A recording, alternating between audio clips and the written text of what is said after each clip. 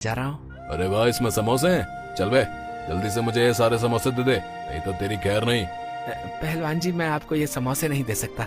अगर मैंने आपको ये समोसे दे दिए तो मेरी पत्नी मेरा मार मार कर भरता बना देगी। और अगर तूने मुझे ये समोसे नहीं दिए तो मैं तेरा मार मार कर समोसा बना दूंगा। अब फैसला तेरे हाथ में है कि तुझे तेरी पत्नी से मार खानी है या फिर मुझसे। मेरी पत्नी की मार तो मैं सहन कर लूंगा, लेकिन अगर इस पहलवान ने मुझे मार दिया तो मैं सीधा स्वर्ग पहुंच जाऊंगा। क्यों बे, किस सोच में पड़ गया? समोसे देता है कि मैं अभी तेरी आरती उतार दूं? अरे नहीं नहीं पहलवान जी, मैं समोसे देने के लिए तैयार हूँ। ये लीजिए समोसे। फिर वो व्यक्ति उस पहलवान को समोसे देकर वहाँ से चला जाता है। अरे वाह वाह, आज तो मजा ही आ गया। लूट कर खाने में जो मजा है वो खरीद कर खाने में का।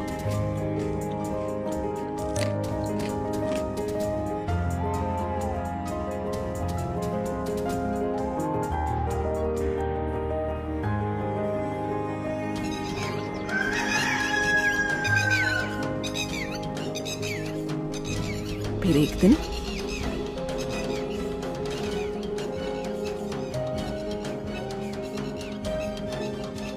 पहलवान जी, आज पूरे 1 महीने हो चुके हैं, मुझे मेरे घर का किराया दे दीजिए। तेरी हिम्मत कैसे हुई मुझसे घर का किराया मांगने की बे? अब से ये घर मेरा है और अब से तू इस घर में कदम मत रख दियो, नहीं तो अंजाम बहुत बुरा होगा, समझा?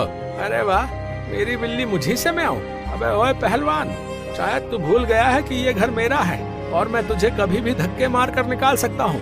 ये सुनकर पहलवान को बहुत गुस्सा आता है और वो उस सेठ की पिटाई करने लगता है। अरे कोई बचाओ! अरे पहलवान जी, मुझे छोड़ दो, मुझसे बहुत बड़ी गलती हो गई। अरे कोई बचाओ!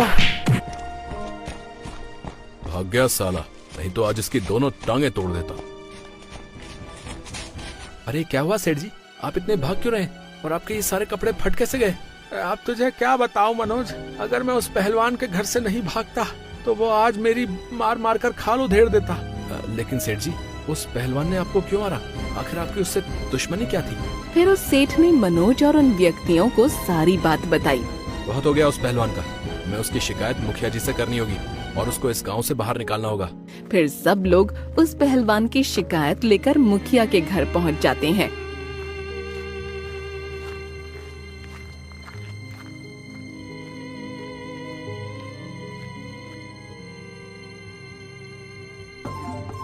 अरे गांव वालों, तुम सब यहाँ, क्या बात है? मुखिया जी, उस पहलवान ने हमारा जीना आराम करके रखा है, आप उसका कुछ करते क्यों नहीं हो? मुखिया जी, आप उस पहलवान के घर जाइए और उसको जाकर सबक सिखाइए।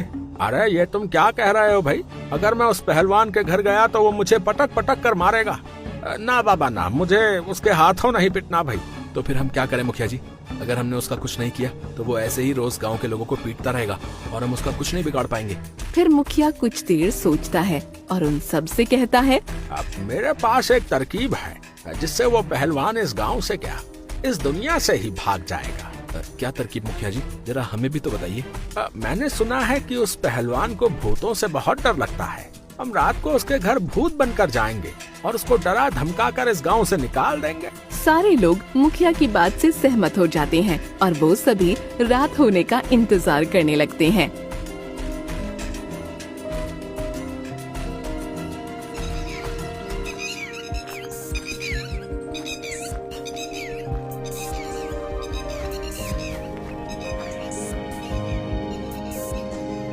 क्यों बे मनोज, कहाँ जा रहा है? इधर आ। जी पहलवान जी, आपने बुलाया, कहिए क्या बात है?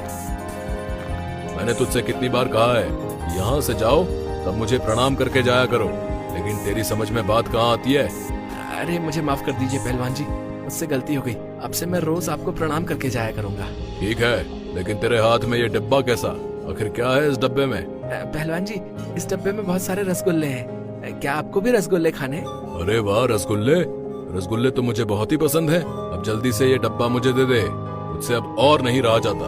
अरे हाँ हाँ पहलवान जी, क्यों नहीं, आप पेट भर के रसगुल्ले खाइए, अगर और चाहिए हो तो बता देना। हाँ, जैसे ही वो पहलवान उस डिब्बे को खोलता है, उस डिब्बे में रसगुल्ले की जगह बहुत सारे केकड़े होते हैं। अरे कोई बचाओ, मम्मी काट लिया, अरे बहुत तेज काट लिया रे, अरे कोई बचाओ। अब आया ना मजा, अभी तो इसको इस गांव से भगाना बाकी है। मनोज, मैं तुझे छोड़ूंगा नहीं, रुक तुझे अभी बताता हूँ। अरे भाग ले यहाँ से मनोज, नहीं तो ये पहलवान आज तुझे छोड़ेगा नहीं।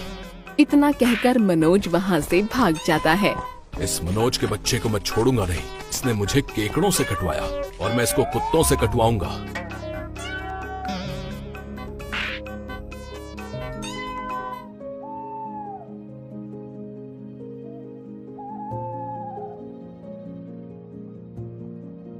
मनोज, तुम खिड़की के बाहर से डरावनी आवाजें निकालकर उस पहलवान को डराना और मैं काला कपड़ा ओढ़कर उसके घर के अंदर घुस जाऊंगा। ठीक है मुखिया जी। पहलवान, तेरी हिम्मत कैसे हुई इस घर में कदम रखने की? ये सुनकर वो पहलवान जाग जाता है और कहता है, कौन हो तुम और सामने क्यों नहीं आते? पहलवान, मैं एक भूत हूँ। ये मेरा घर है और तू इस घर में कभी नहीं रह सकता। अब मुझे माफ कर दो भूत जी, अब से मैं इस घर में कभी कदम नहीं रखूंगा। और तभी मुखिया एक काला कपड़ा ओढ़कर उस पहलवान के सामने आ जाता है। मम्मी, भूत! अरे कोई बचाओ! अरे मुझे भूतों से बहुत डर लगता है। अरे भागो यहाँ से। पहलवान, तू इस गांव को छोड़कर अभी भाग जा, नहीं तो तेरे साथ अच्छा नहीं होगा।